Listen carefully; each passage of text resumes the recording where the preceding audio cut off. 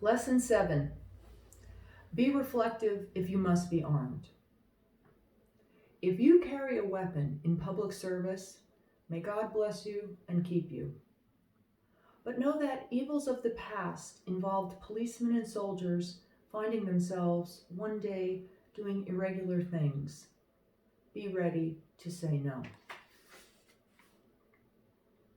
Authoritarian regimes usually include a special riot police force whose task it is to disperse citizens who seek to protest, and a secret state police force whose assignments include the murder of dissenters or others designated as enemies.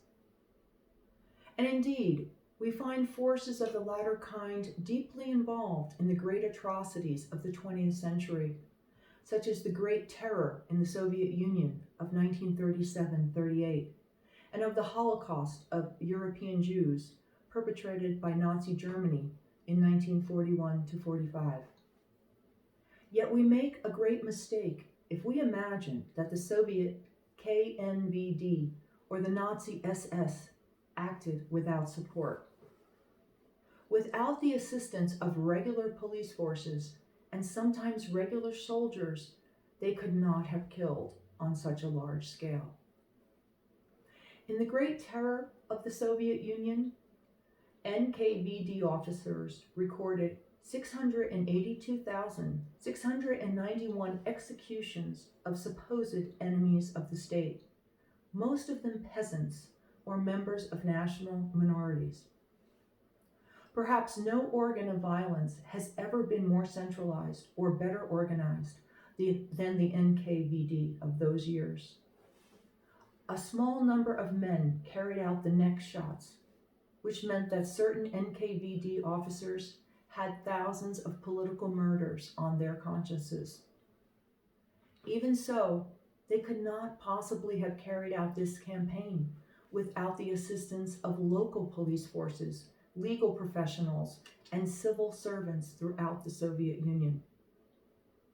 The Great Terror took place during a state of exception that required all policemen to subordinate themselves to the NKVD and its special tasks. The policemen were not the principal perpetrators, but they provided indispensable manpower. When we think of the Nazi Holocaust of the Jews, we imagine Auschwitz and mechanized, impersonal death. This was a convenient way for Germans to remember the Holocaust, since they could claim that few of them had known exactly what had happened behind those gates. In fact, the Holocaust began not in the death facilities, but over shooting pits in Eastern Europe. And indeed, some of the commanders of the Einsatzgruppen, the German task forces that perpetuated some of the murders, were tried at Nuremberg and later in West German courts. But even these trials were a kind of minimization of the scale of the crime. Not the SS commanders alone, but essentially all of the thousands of men who served under their command were murderers. And this was just the beginning.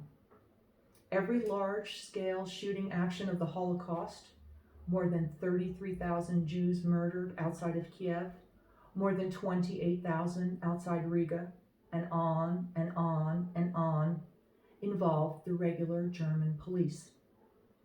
All in all, regular policemen murdered more Jews than the Einsatzgruppen. Many of them had no special preparation for this task. They found themselves in an unknown land. They had their orders, and they did not want to look weak. In the rare cases when they refused these orders to murder Jews, policemen were not punished. Some killed from murderous conviction, but many others who also killed were just afraid to stand out. Other forces were at work beside conformism, but without the conformists, the great atrocities would have been impossible.